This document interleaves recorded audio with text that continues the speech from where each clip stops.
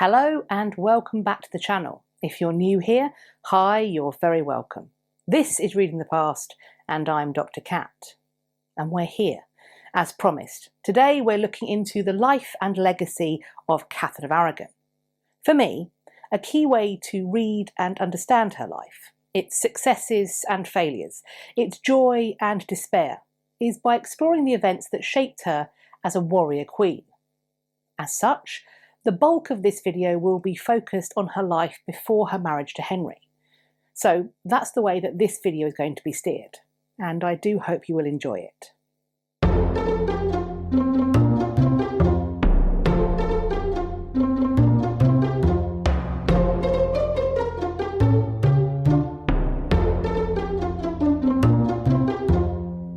I am aware of the series, The Spanish Princess, which I believe also covers mostly Catherine's early life, but I haven't seen this show yet. Maybe you can let me know in the comment section if it's any good. Shall I sign up for the streaming service that the show is on and film my reaction to the first episode, for example? But before we do that, or discuss it, let's focus on the topic of this video. Katherine was born near Madrid on the 16th of December 1485. Katherine of Aragon would be her name in England. In Spain, she was the Infanta Catalina, the youngest daughter of Isabella of Castile and Ferdinand of Aragon. Through her mother, Catalina's great-great-grandfather was the famed military commander John of Gaunt, who was himself the son of the warrior king Edward III, and the great-grandson of that other warmonger, Edward I. In this way, Catalina's veins flowed with the blood of England's warrior kings. John of Gaunt was also the great-great-great-grandfather of both of Catalina's future husbands, unsurprising of course, as they were brothers. By my calculations, Arthur and Henry Tudor were Catalina's third cousins once removed, and I figured that out by looking at one of those pictures on Google Images, because otherwise it's completely beyond me. Catalina also had the experience of seeing warrior monarchs in action through the examples of both her father and her mother. Through their marriage, the large Spanish kingdoms of Castile and Aragon were united. Catalina's mother may have been queen consort in Aragon, but she was the regnant queen of Castile. This couple, as joined heads of state, spent much of their time at war with the Muslim Nazarid kingdom as they attempted to reclaim or retake Granada. They achieved their aims in 1492. Catalina was 6 years old, and she was at her parents' side for the ceremonies and celebrations of the conquest. From her mother's example, Catalina was not taught to take up arms in her own right, but rather to command troops and to develop a battle strategy in partnership with her husband. As we shall see, her youngest daughter Catalina clearly would learn her lessons well. Of course, 1492 was not just the year of the completion of the Reconquista. It was also the year of Christopher Columbus's voyage to America, which was sponsored by Isabella and Ferdinand. From her birth, Catalina was destined for a life away from Spain, as the bride of a foreign ruler. Thus, she was intended to cement diplomatic ties of friendship and, where necessary, to inspire military support between nations. Her parents saw to it that she, like her sisters, would be educated to perform this role and to rise to every challenge that it may present with the grace that most befitted an Infanta of Spain. Isabella herself had only learned Latin as an adult, and it seems she was conscious that her children should enjoy the educational advantages that she had not had. Catalina's learning would win her the praise of some of the most respected thinkers of the age, including Juan Luis Vives and Erasmus. While her education was taking place, another part of Catalina's destiny was being shaped. Late in 1587, when Catalina was only 2 years old, her parents sent ambassadors to England. Part of their remit was to discuss a potential marriage between the Tudor heir to the throne, Prince Arthur, and Catalina. In the aftermath of the violent instability of the War of the Roses, This nascent Tudor dynasty needed all the friends they could get, and powerful ones at that. Spain represented this. Equally, Spain and England offered each other a desirable alliance against a rival power, namely France. When it came to making this marriage, there would be considerable squabbling over the terms, including the various financial settlements that would be involved. In this lay the foundations for later hardships that Catalina would have to suffer. Nevertheless, a proxy betrothal took place in 1497, followed by a proxy marriage that took place on the 19th of May, 1499. However, Catalina would not set sail for her new country and husband until 1501. She arrived in Plymouth on the 2nd of October, a couple of months before her 16th birthday. Her future husband had just turned 15. On the 4th of November, Catherine was travelling in a fitting ceremonial fashion towards London, when Prince Arthur, accompanied by his father, Henry VII, met with her. It seems that Henry was keen to inspect his soon-to-be daughter-in-law. The custom of Spain was for the bride to remain in seclusion until the wedding. Henry demanded to set eyes on her in fairly bald terms, and then, after he had been permitted, apparently with some reticence, he allowed his son to meet her. After her inspection, father and son left this soon-to-be bride to continue on her progress to London. Her arrival in the city on the 12th of November was celebrated with pageantry. St Paul's was to be the venue for the wedding ceremony of Catherine and Arthur on the 14th of November, 1501. The wedding procession was led by Arthur's 10-year-old brother, Prince Henry, the spare to Prince Arthur's heir. The celebrations following their wedding were lavish, as, I think, could only be expected. Catherine was a great get as a future bride for a Tudor heir. Where she would go next was hotly debated, by her entourage and by members of the English court. Eventually, her father-in-law made the final decision. He chose to allow the couple to live together, to let them live as husband and wife in the fullest sense of the idea. The couple left for Ludlow, Arthur's seat as Prince of Wales, in December, the month after their wedding ceremony. Just how fully they lived as husband and wife would, of course, become a pressing issue some decades later. The honeymoon period, sadly, would be cut short, because Catherine was widowed on the 2nd of April, 1502. It was not long before questions of just what to do with Catherine were being discussed. In both Spain and England, the preferred path would see her continue in her post as wife to the heir of England. Of course, now the heir was her deceased husband's brother, Henry. Negotiations were somewhat complicated by the miserliness that Henry VII would become best known for.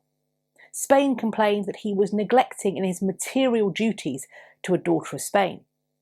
Periodically, they would threaten to walk away from the deal and bring her back home. However, when it came down to brass tacks, in 1502-3, the union of Catherine and Henry was viewed as being to the profit of all parties concerned. And so, the treaty for the new marriage was finalised in June 1503. Within days, the betrothal took place on the 25th of June, 1503, with the promise that the marriage itself would take place 3 years later, when Prince Henry had reached 15 years old. A papal dispensation would be required, because Catherine and Henry occupied the first degree of affinity to each other. This was because she had been his brother's wife, essentially, to the early modern mindset, as good as a sister to him. Even at this time, there was a disagreement as to whether the first marriage between Catherine and Arthur had actually been consummated. Rather than get to the bottom of this question, it was deemed best to have the Pope produce a dispensation that could work in either eventuality. 2 popes died in 1503, which somewhat delayed matters. The final dispensation was sent by a 3rd pope, Julius II, and it eventually arrived in England in March 1505. This dispensation allowed for the new marriage even if, or forsan, the first one had been consummated. By the time the dispensation arrived, Catherine's political position and her diplomatic value had been drastically altered by a personal tragedy. Her mother had died on the 26th of November 1504, and in the aftermath of her death there was confusion over who would or should take charge of Castile. Catherine's sister Juana, the heir, who would govern alongside her husband Philip, or Catherine's father Ferdinand, who had been named as governor of the region in Isabella's will. This confusion ultimately destabilised the position of Spain on the world stage. Catherine's father, therefore, had all his attention focused on matters at home. It also led to division in Catherine's English household, as her Spanish advisers sought to use her to serve their own divided ends. Juana's husband, Philip, died on the 25th September 1506, and Ferdinand promptly took control of Castile, due to the alleged madness of his daughter. Although Ferdinand's position had been stabilised through this, the same could not be said for the place of his youngest daughter. On the 27th of June 1505, the 14-year-old Prince Henry Tudor made a formal repudiation of his betrothal to Catherine, on account of him having been too young to consent in the first instance. Despite this, no plans were made to send Catherine back to Spain. It looks like Henry quite liked the option of marrying his heir to Catherine, but he wasn't ready to fully commit just yet. He still wanted to see if he could make a more advantageous match for his son elsewhere. During this time, Catherine's state was pretty miserable. She was made to exist in an uncomfortable limbo, where she was not wholly recognised and treated as either Arthur's widow or as Henry's future wife. She was mostly kept separate from Prince Henry, even though she had been convinced, for fiscal reasons, to cease living on her own with her own household at Durham House and instead move to rooms at court, where she could be looked after more cheaply. By 1505, her grasp of the English language was still found to be lacking. Catherine had been trained in languages. She was a bright young woman, so I can only assume that this is because she was not given the chance to practice the English language, because she was kept so separately. In 1507, she complained that she had not seen Prince Henry for 4 months, even though they had both been lodged at Richmond Palace. For Henry VII, it seems that out of sight was out of mind. He lodged Catherine as cheaply as possible by having her where the court was. But despite this, he still kept her on the periphery of court life. He grows remiss in giving her the regular allowance on which she and her household of staff relied. To pay her servants and to feed and clothe herself, Catherine resorted to pawning her valuables. An argument was then made that what she had actually pawned was intended to be part of her dowry, and thus the property of her future husband. Disputes would then ensue about who would be responsible for any shortfall in this dowry. To my mind, Catherine showed remarkable fortitude during her years of widowhood. She was a stranger in England, who for much of her time as a widow spoke only faltering English, and she had been forgotten by those who had a duty, a moral obligation to care for her. Nevertheless, her resolve wavered 7 years into her widowhood, when finally, in the early months of 1509, she asked that she could be recalled to Spain, where she could enter holy orders. But before any action could be taken in this regard, fortune's wheel turned once more in Catherine's favour. At least, I think that's probably how she saw it at the time. Her father-in-law, Henry VII, died on the 21st of April, 1509. Things then moved quickly. Prince Henry, now King Henry VIII, married Catherine on the 11th of June, 1509. The pair then had a joint coronation on the 24th of June, 1509, at Westminster Abbey. Queen Catherine was 23 years old. Her husband and king would turn 18 4 days after their coronation. Catherine's years of suffering in the obscurity of this widowhood had been a battle of wills, in which she remained almost entirely resolute. Now she would enjoy the spoils of being a celebrated queen at a glittering court, whose athletic, handsome, royal husband, and Henry absolutely was these things as a young man, he was also utterly devoted to her. Her husband also clearly respected and trusted her. Henry left Catherine as his regent from June to October 1513 so that he could go war-making in France. Her capabilities would be tested during this time, because that is when James IV of Scotland made the choice to invade England. James was married to Catherine's sister-in-law, Margaret Tudor, the sister of Henry, but this family bond doesn't seem to have stopped anyone from getting involved in the ruck. As her mother had done before her, Catherine got to work on strategy and supplies to support her troops. The Earl of Surrey, Thomas Howard, had been left in command of the north by Henry before he'd left for France. Catherine would ensure that should Surrey fail, she would be ready, with more troops to defend her kingdom. She left the safety of London and travelled towards the danger with a reserve army at her back. As it was, the Scottish king and a number of his nobles were defeated and killed by Surrey and his troops at the Battle of Flodden. Catherine wrote with pride to her husband of this achievement. "In this your grace shall see how I can keep my promise, sending for your banners a king's coat. I thought to send himself unto you, but our Englishmen's hearts would not suffer it." Of course, married life for Catherine and Henry was not, as we know, full of all joy and success.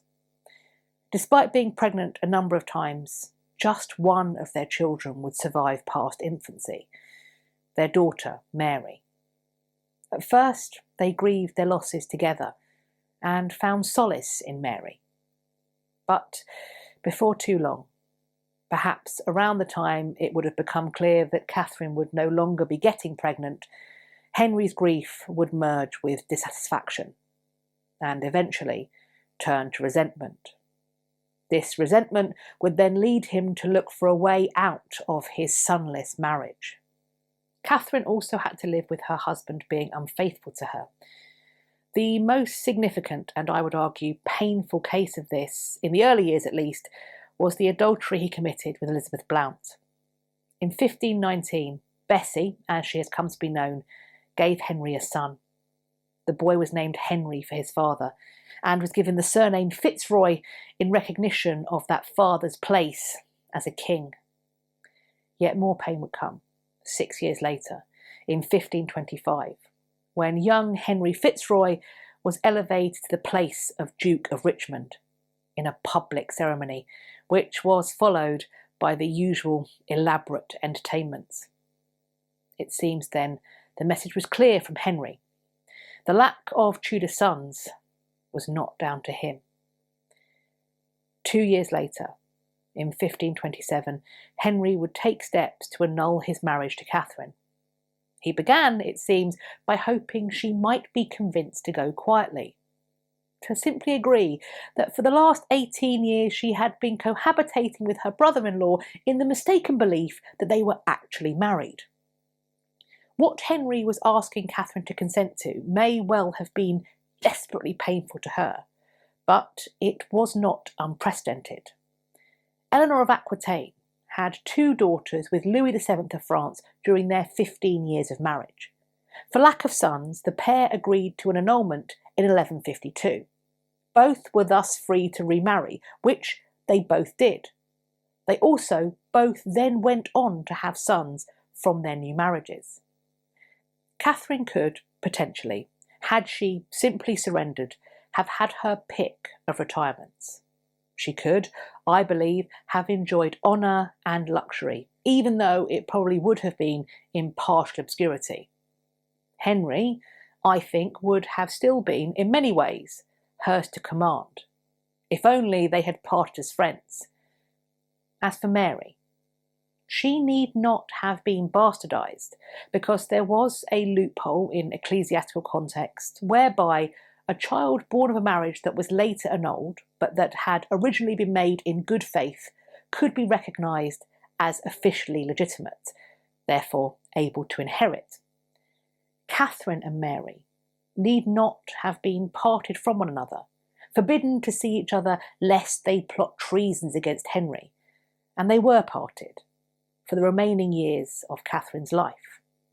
Is it possible that the qualities that made Catherine into the formidable woman who could stick out that miserable widowhood in order to become Henry's wife, a warrior queen and his successful regent, were the very things that ensured that their separation could be nothing but acrimonious? Perhaps. However, I think what is almost the most surprising thing to me is that Henry appears to be shocked by her defiance. I'm left questioning, did he ever actually know who he was married to for 24 years? And I say 24 years, but of course, as far as Catherine would have been concerned, she would have said 27 years. Make no mistake, she went to her death asserting that she had always been and remained Henry's true wife and queen. This woman, with warrior blood in her veins, raised on the battlefield by her warrior monarch parents, who would seek to defend her adopted country with the ferocity of a warrior herself. Unsurprisingly, she never surrendered, and she suffered for it. But what do you think? As always, I'm looking forward to reading your conversation in the comment section underneath this video, or you can come and find me over on social media.